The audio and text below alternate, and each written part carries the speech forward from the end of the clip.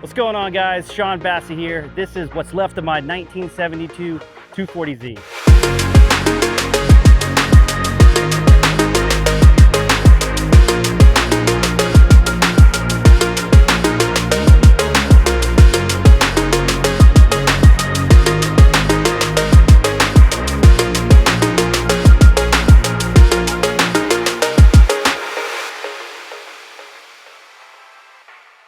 This is my 5th run. This one's been a tough one for us. We got all the way out here and basically went to tech inspection, and the car just decided to not go in gear anymore. And we're not quite sure what's going on, but the TCU for the transmission just decided to no longer work. What's a TCU for some people don't know what TCU is? It's basically an ECU for a transmission. So I had a DCT transmission out of a V8 M3. Worked great until it didn't. And then, yeah, we had to make some game time decisions. You've been using that for a few years, no? Yeah, and it's been pretty good, but like I would say, it's been kind of getting a little wonky. So, but when it's good, it's really good. And then it surprises me every now and does something kind of dumb. What's in this thing? LS3 Texas speed poured out to a 427, so it's a 7-liter V8. 7-liter V8 with an 8-speed? 7-speed. What was it? It was 7-speed, but now it's an 8-speed. Now it's an 8-speed. Yeah, part of all of our transmission woes basically made us do an 8 HP transmission, 7-liter 427, and then we put a big turbo on it just for insurance. How big is this turbo? It is a Garrett G42 1350 compact.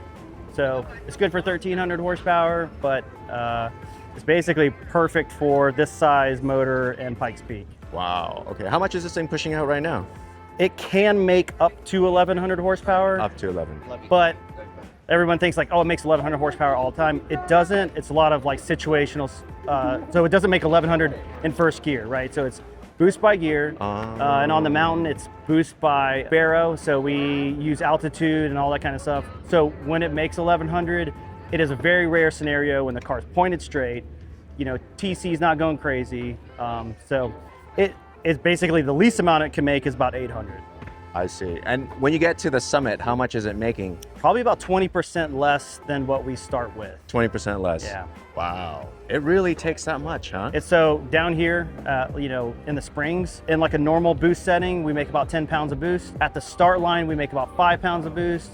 Middle section, we make 3. And at the top, we make 1 or 2 pounds of boost. Okay. It's insane how much. So our wastegate controller is going crazy to try to constantly trying to make that, you know, original, you know, target boost. Okay. And then yesterday you guys did something. You swapped out the transmission? Yeah. So that's fun. Not something I wanted to do, but essentially the TCU, we weren't really getting any support from the Netherlands on that, and we just decided that we want to be in control of our own destiny. So I called my good friends at Seems Legit. They sent me all the parts to do an 8 HP swap. Found one. It's out of a Ram 1500, but you know, it's a transmission. We got a local shop to shorten our drive shaft by about 1 inch. But essentially, we did like a full 8 HP swap. You know, tuned everything in less than 24 hours, so we could make it in time for qualifying, which was pretty wild. The first time I ever drove it with the 8 HP in it was during qualifying. Wow. What about the gearing? Did you have to swap out the gear set or anything like that? So it needed an adapter plate to do the 8 HP. This thing makes some serious power. So the transmission that was in it before was close ratio. It was actually too much, right? It was 2 quick gear changes.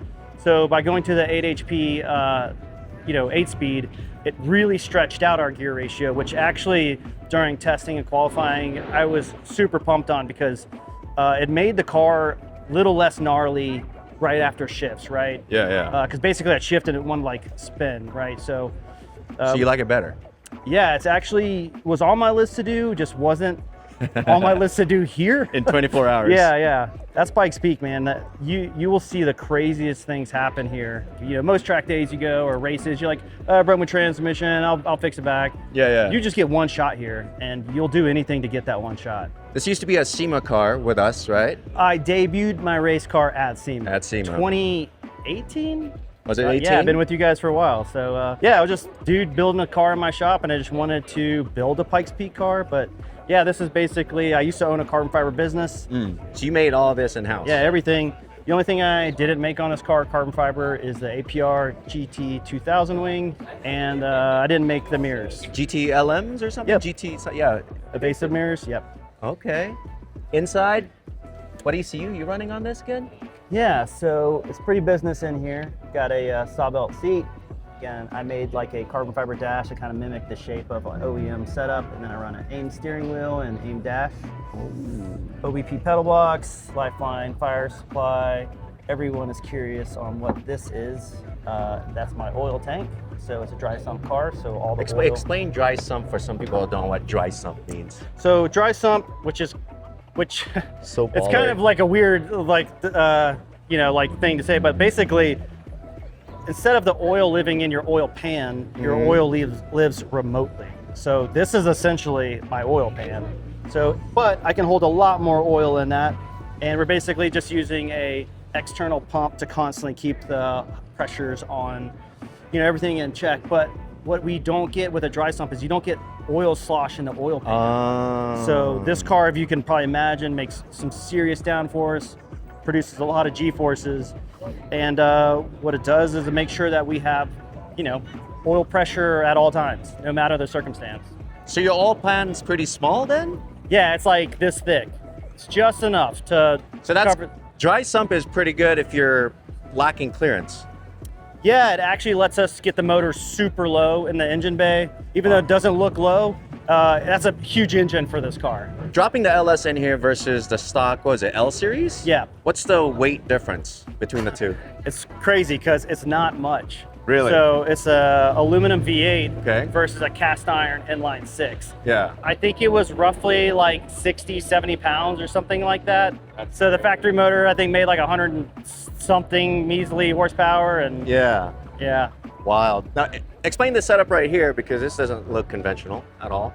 Yeah, so Pikes Peak is unique in that you need really, really efficient cooling. If you think you have a cool setup at your local road course or track day, whatever it is, it just doesn't work here. So you have to really have sealed in and out. So basically, this is the extractor for the radiator. This is what they call a V-mount, right? Yes, Or- yeah. yeah, V-mount setup. And it pops off right here. There's giant cutouts on the. Is this carbon as well? Yeah, Oh shoot! Crazy. yeah, there's not much that's not carbon on this car. Yeah, so we're trying to get all the air forced in through the radiators and coolers, and then we're trying to take a deliberate step on where it should exit. Tell us what you got with the wheel and tire setup. So we're running our Pikes Peak Slick. These are insanely grippy. We also run these, at Grid Life and stuff like that. Titan 7 wheels that they made for me. These are custom for the car. And then we're running a Paragon big brake kit. So all business. Dude, you chopped this whole area? Yep. Now where yeah. your foot goes? Oh, well, you got plenty of space right there. Yeah, what we're trying to do is extract all of that air out of the car, right? So there's a lot of turbulence happening right there in the wheel well, and we're just trying to get it out. And makes it easy for an oil change. I see the oil filter right there. What is that? Yeah, There's the oil filter. Wild. but you actually change the oil in the back of the car. In the back, right back here? Yeah, because all the oil's in the tank. Oh, right. So you right, drain right. that, but yeah, the filter's up there. That's crazy. And you made this diffuser too? Yeah, yep. Dude, this diffuser is massive. Who makes this? You? Yeah, I make it all. physically, you make it? Yeah. What's the total weight on this thing? So for Pikes Peak, we're at 2950. That's our total weight. So that's like, that's our weight with full fuel, myself, full race line weight. Yeah. So, yeah, we're probably close to like 2,700 pounds for the car. That's crazy. Now, as this thing stands right here, what's the build cost? Say I'm like, Oh my God, hey dude. man, build me one of Hey, these. what's your build cost on your Integra? We're not talking about What's the build that. cost on the Miata? The answer is, I don't ever want to know. Oh my God. This is, I would guess this is bordering like a GT3 RS. That's safe to Okay, say? I'll tell you how much I have it insured for. Okay. It's 300K. Yeah, see? It's what I probably mean? not enough. No, it's not. Yeah, because like, who would build this for 300K? I build race cars like this, Nobody. and it's a lot more. Yeah, yeah. Oh, so you also build customer cars? I would say I'm evolving into not doing that so much. So I have a client base that I basically just make sure, their cars are maintained entertained, and if we have different evolutions of it, but we're not Yeah. taking on any more clients. What's up with the K-Truck though? K-Truck's coming. Are you swapping that K-Truck's Hayabusa swap? Yep, I got a turbo Hayabusa motor for it. We're already built it. Oh, And man. yeah, my game plan is to have a really good running on Sunday with the car and bring the K-Truck here next year. You could probably make like a tow hook for this thing and pull the K-Truck with it. Yeah, yeah. Sweet, man. We'll see you at the hill. All right, dude.